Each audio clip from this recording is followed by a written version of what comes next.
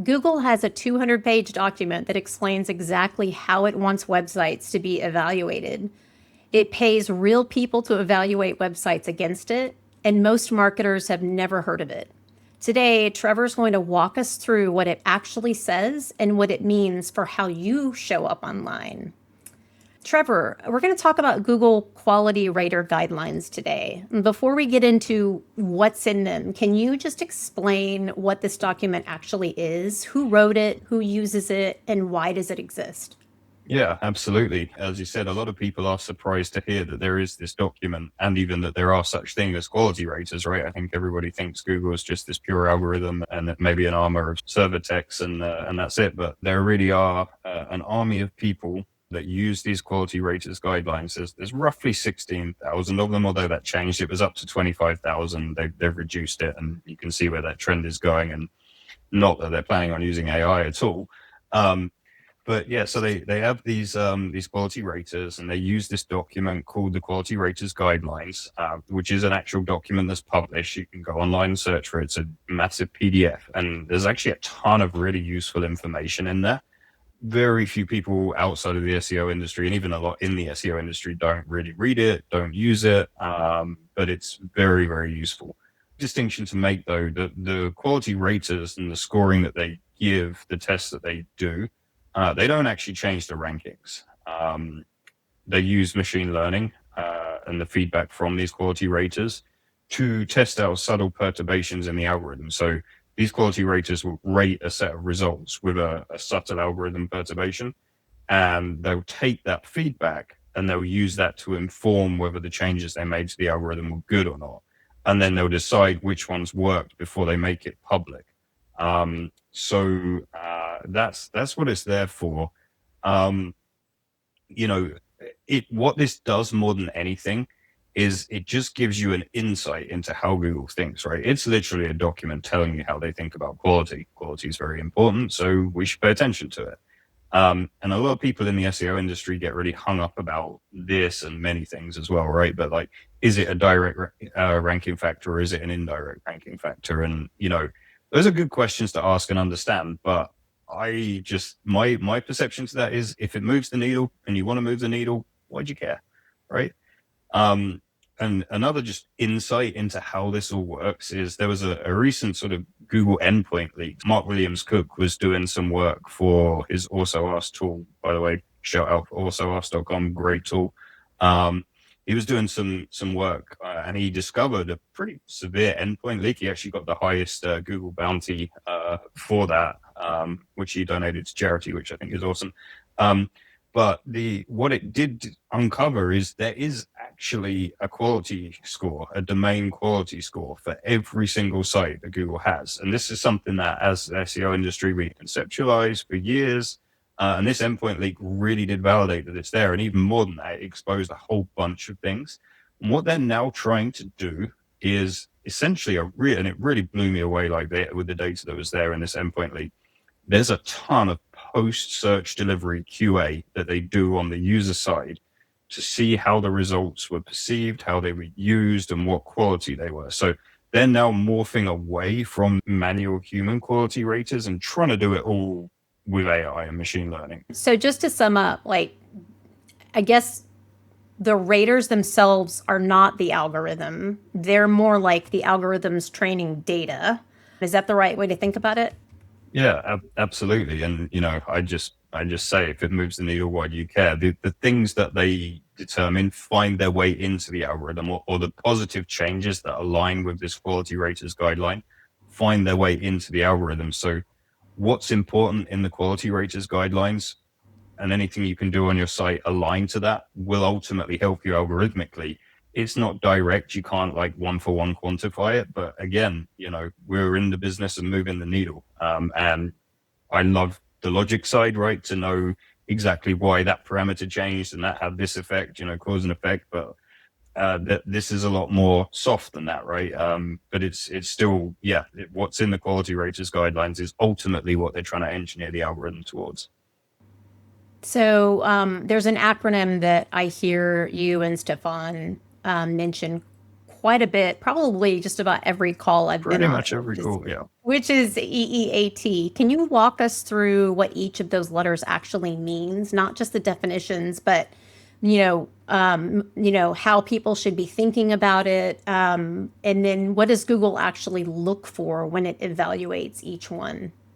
Yeah, and this was originally just EAT, right? And a lot of people still refer to it as EAT, EAT, and Google added a couple of years ago, I think, the additional E for experience. So it's experience, expertise, authoritativeness, and trustworthiness. And if that isn't a mouthful, what is?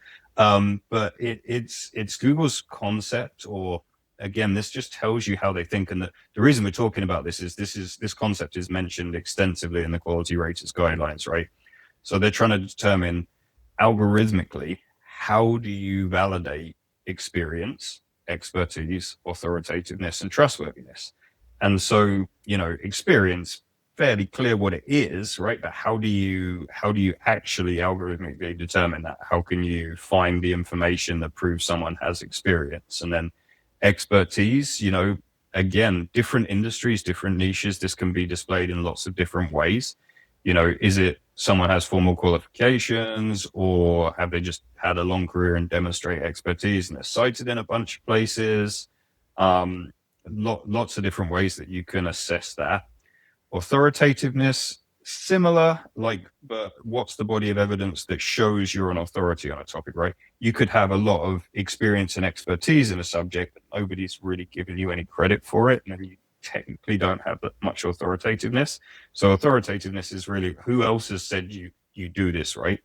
If you mention a topic, what are the first few names that come up when someone says it? That demonstrates authoritativeness. And trustworthiness, this is probably the most I don't want to say controversial, but just the most difficult thing to sort of assess algorithmically. How clearly have you been demonstrated? How aligned are the things you say to the credentials that you have? It's very difficult to actually ascertain trustworthiness from content and citations. The citations sort of suggest that you do have a degree of trust, right? But it's very difficult to algorithmically detect and understand that. Your framework that you use, PAIS, does that in any way kind of map to EAT, or is that kind of in a different realm? It's a little bit different, I would say, to a degree, because the concept is so if you take the PAIS, which is a content framework, like what problem does someone have, what's the application they're trying to do, someone that can, with a qualified position, say, here's how you solve this problem, that's EEAT, right? You need that criteria in order for someone to solve this problem credibly, right? And I think one of the best descriptions of why EE or EAT at the time came out was, and this is an oversimplification, but back in the day, if you had good SEO, and I don't know if anybody remembers Google bombing, which was, a technique of just lots of people would link to a page with a certain anchor text, and then that page would rank well. And don't want to get political, but there was a certain president where if you search miserable failure, their White House bio page would come up because lots of people linked to it with that term. That just demonstrates how Google bombing worked and how significant links were and still are.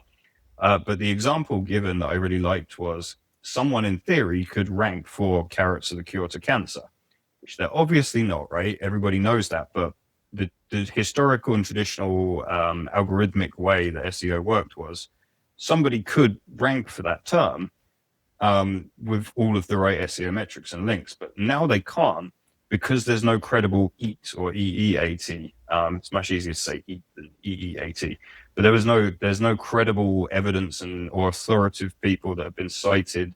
There's no trust there. There's no proof that that's really true, right? There's no papers on it, or there's no papers that have been scientifically validated. One thing I do dislike a little bit, whilst I love the concept in general, what it doesn't give way for is any new information. right? It sort of appears to be harder for new science and new information to get credence because by the very nature of it hasn't been cited yet. And that is why there's a rigorous scientific process in the first place. But EAT just attempts to deal with that. Gotcha. Thank you. So while we're on the subject of acronyms, because we love them, there's a category of content in the guidelines called YMYL. Can you explain what that is and why those pages get evaluated more strictly? Yeah, absolutely. And again, acronym soup in this industry, right? It's kind of like the financial industry. They just introduce terms to confuse people and make SEOs look smart, but hopefully we are. So YMYL is your money or your life. And it was originally, this is why EEAT was originally introduced, was to deal with these kind of things exactly to stop what I mentioned about carrots cure cancer, right? Someone can't just say that without any EAT criteria. And the reason that this was applied to your money or your life was anything that affects your money or your life. So anything that can affect your well-being should have a higher bar and some extra controls on the results that were being served. And, you know, an interesting thing to me as well, like a lot of people treat Google as a truth engine. Google was sort of at pains to point out they're not a truth engine. If you search for something and it exists, they will find it because that's their job, right? You know, people use that for all kinds of conspiracy theories. Oh, I searched for this and it gave me these results. I'm like, well, it's a search engine. It's meant to, right? But with anything that falls under this banner of your money or your life, there's a higher bar that you need to meet. And EEAT is one of the ways that they do it. So medical, legal, financial decisions, stuff that's going to have a real impact on your life, needs to meet this EEAT bar. Now, these are good practices to do anyway. It was originally just for a select few industries, but the breadth of and impact of EEAT is broader now. And really, apart from a select few sites, there's really no site that doesn't need to pay attention to it to some degree. Medical and financial much higher, but it's something that we generally consider with most sites. And I would assume, I don't know, there's always companies or people that try to kind of like find the loopholes. I would think that there are some in that, but maybe it's more difficult to fake for those types of sites. Yeah, it's definitely difficult to fake, and that's the point. But yeah, there's a lot of misconceptions about this. I mean, I think probably one of the biggest ones is just that people think that there might be an EAT score, right? I mean, there is a site-wide quality score, but and Google has come out and said, not that that means it's absolutely true, because they can sometimes say things that isn't necessarily the case, or that they don't want to be publicly known. But they have come out and said there is no EAT score, right? It's not like your EAT is 8 and now you can do this and make it a 10, right? Which is, again, why we pay attention to the quality raters guidelines, so that we're aligning the content and structuring the site in a way that supports what's in the quality raters guidelines. But there is no EAT score. There are things you can do, like adding schema doesn't necessarily give you EAT, right? But it's one of the things you can do. The right pieces of schema, the right citation of data, the right referencing, the right structure, the right links can all help. And so it's important to pay attention to that stuff. But yeah, like you said, really can't fake it. And that's sort of the point. There are definitely some best practices that we can follow. And again, that's just why we pay attention to the quality raters guidelines, because it's a window. Like I say with Google Search Console, it's a window into Google's soul. So is the quality raters guidelines. They're publishing data on how to be a quality site, what is, even with specific examples. And one thing that you can do in the quality raters guidelines is search for your primary keyword or your topic or your niche or your industry. You will find some examples, and they're specific to your industry. Again, another thing, I think a lot of misconception with Google is that it's just one algorithm. It's not. It's a bunch of sub-vector algorithms, and they all align to these different knowledge graphs. And there are different things that are important. So you need to be dealing with a niche-specific algorithm, and the things that they say in the quality raters guidelines that align to your niche in that particular knowledge graph, really important to pay attention to. a window into Google's soul. I like that. I don't think I've ever heard you say that Oh, before, but really? It's yeah, it's my spiel about Google Search Console. wow. So I want to go a little deeper on authoritativeness because I think that's the one that's the hardest to operationalize. When Google says a site or a brand is authoritative, what is it actually measuring? Yeah, well, if you ask an LLM, it's whoever published the most listicles with them at the top, right? Which is, exposes a little bit of a problem with LLMs. But I'm just kidding there, really. But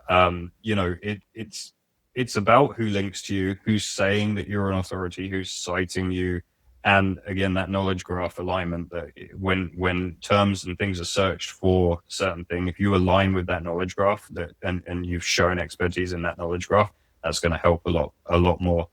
And again, on the authoritativeness, Google's John Mueller has said that it's hard to consider a site an authority in a topic if they produce less than 20 articles. And when we tell people this, we don't say that means you need to go and make 20 articles right now on this topic, but it gives you an idea that they're looking for people that go deep on a topic, right? You need to show that you have that domain expertise, that you've really written about it. Because if you just publish a couple of blog posts on a topic, what does that really say about you? It doesn't say that you're an authority on that topic.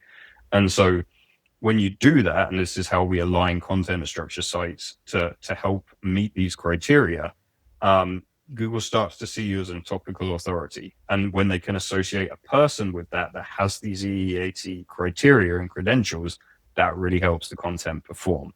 So being mentioned in authoritative places, being cited in scientific papers, or industry publications, or even just being mentioned alongside those is really, really useful. You just made me think of actually when we've worked with some of our clients and like when they're talking about what to prioritize as far as their content, like if they want to, whether or not they should go deep on a topic or wide on multiple topics. Can you talk a little bit more about that? Yeah, well, and so the question of like deep and narrow, or wide and shallow, right, is somewhat a question of bandwidth, somewhat a question of positioning. You can't be everything to everyone, right? And we've said this before: you don't deserve to rank, but you should be part of the conversation, and that's what web presence intelligence helps with. Generally, it's better to go deep and narrow, right? Prove you're the expert and authority on that one subject, but you need to know which subjects, which topics to produce the content on, how they align with the demand, right? On the search side, how many people are searching for these things and what are they looking for, and not just that, like how does it match and align to their stage of the journey? And that's one thing that the PAIS framework does work with, is like, it's not just you need to write about this topic, go produce lots of content on this topic. It's like, understand the audience, right? Again, a key facet of web presence intelligence, where understanding the audience, what they're searching for and what stage they are in their journey, producing the content that meets them where they are, and make it, the classic sort of, like, I think we talked about this before, like your classic content marketing is go blog posts 101, right? Just create lots of blog posts. The next step up is what's called sort of a hub and spoke arrangement, where you have your topical center and you have the spokes out of there that sort of support that content. That's one fairly decent approach. We take that a step further in the PAIS framework. But again, it's just making sure you have the content that meets the user's journey and answers their questions. And you can do that in a way where you can come at it with a position of authority, again, aligning to those EEAT criteria. That's really useful. So basically it depends. Right? Exactly. No, like seriously, one of the things that I appreciate about you guys is that I always feel like you approach every client differently because they all have different needs. The research, the data always says something different. So the answer and the recommendation is going to be different every time. So absolutely. And I've always said, doing the same ABC SEO for a company is just not very valuable. One of the reasons that we decided specifically not to be niche specific is we have a pretty rigorous competitive assessment process. Really helps us understand and decode a niche, figure out what works in that basically subvector algorithm or knowledge graph, right? And we really get deep understanding into that niche and into that business and what works for it. That helps us craft the strategy, right? So we're not putting everybody in the same box, because everybody's different. Right. I love that.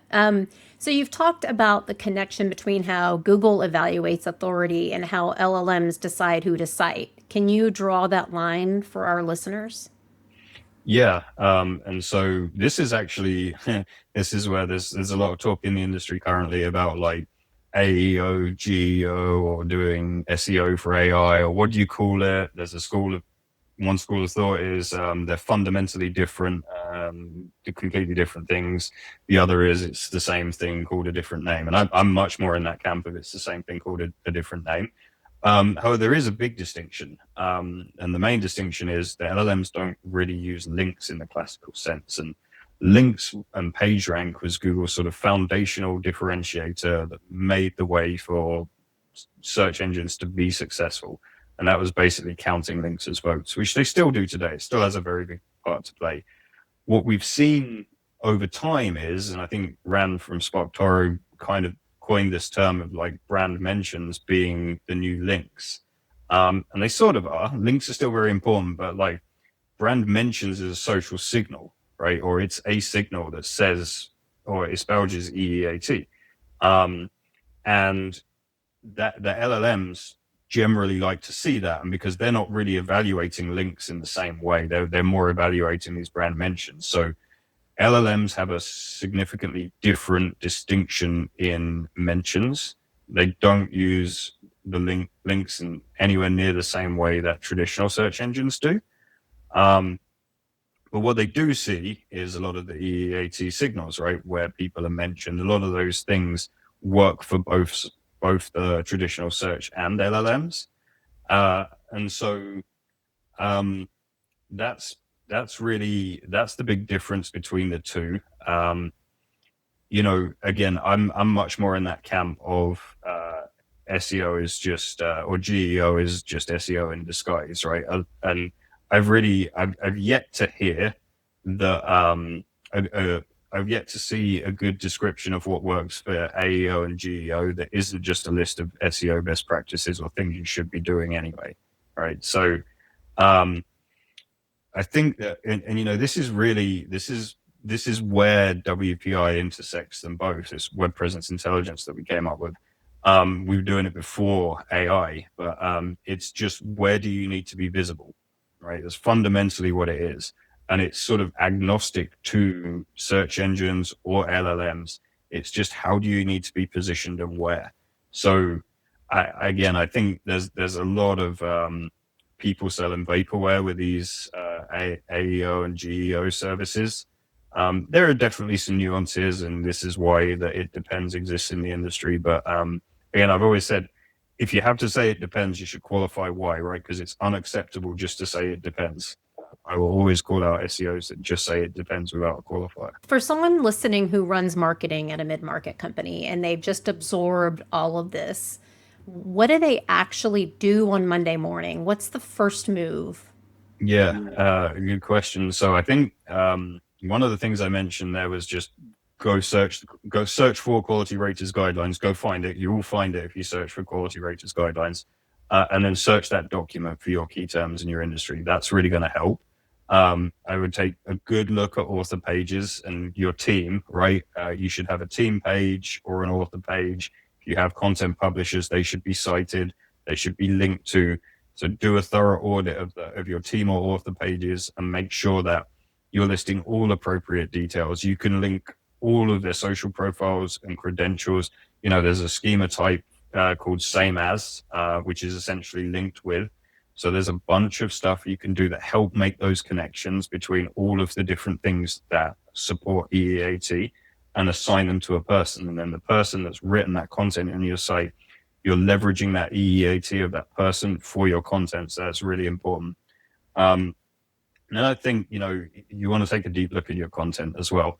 Can you really, if you just stood back, can you objectively say, yes, my website says I'm an authority on that topic? And this is just independent of EEAT, but search for your main keyword on your website, search for it on your pages. Like, it's actually surprising how often those words won't appear anywhere on your site. So not even do you have the content, you're even saying the right things about your topic.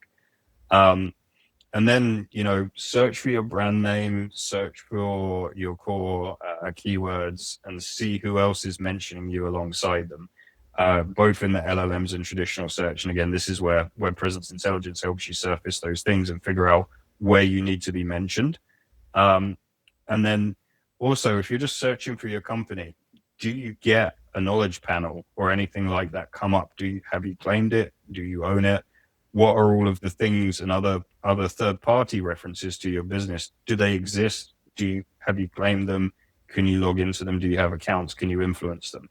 How does your brand show up? Because how your brand shows up really affects how you're going to be visible in the LLMs, as well as regular organic search. The bios, the bylines, the about page, like how would they determine who should be prioritized there? I would assume that you don't want to muddy the waters with people that aren't writing about or experts on whatever it is you want to be found for. But at the same time, you also need some level of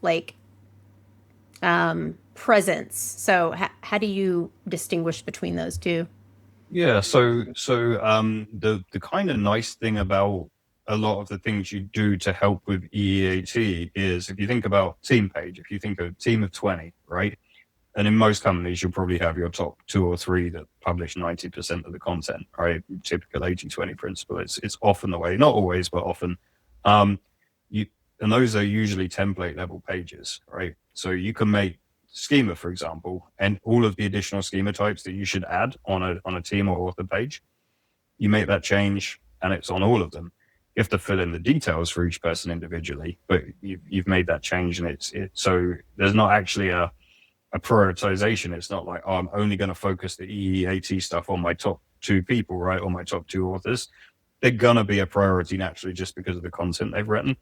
And then another thing is, you should go look and make sure that the content they've written is actually linking to their team or author page. That's often not done. And then, another thing is just making sure that all of the details are entered, because what you often see is a lot of empty fields and a lot of missing data. So those would be the first few things to really look at. I think you kind of answered my next question with that, but I'll ask it anyway. So just to sum things up, a marketing leader who's just finished watching this, and you've already told them kind of what to go look at on Monday, based on clients you've worked with or people that you've worked with, companies you've worked with, what is the most common mistake they make that you would want marketing leaders listening to this to know they should go look at and fix first? I got an answer to that, and I'm going to start with it depends, and I'll tell you why. So it depends on the size and nature of an organization. Where I'm going with this is really, it's a governance process, and governance can mean different things in different size organizations. And this is why it depends. So in a smaller type business, and I'm qualifying me, it depends, because you should always do that. In a smaller size business, this can be a checklist, right? It can be, okay, after I publish this, did I link to the author? Did I go find the relevant internal links? Is there a process to do that? Did I publish that content on social media? Is that part of my process? Is that person that wrote it also sharing it? Are we leveraging their EEAT? Are there other places on the site that should be linking to it? For scientific and medical and also news, does it need another level? Does it need someone also medically reviewed by, or reviewed by the editor? Is that person also listed? Do you have a process for that, and should that be listed? So that's more on the smaller end of the scale. On the enterprise stuff, where we have proper governance level content publishing processes, there's a lot more of that. There's usually several checks. Sometimes content has to go through legal. Is that part of the governance process?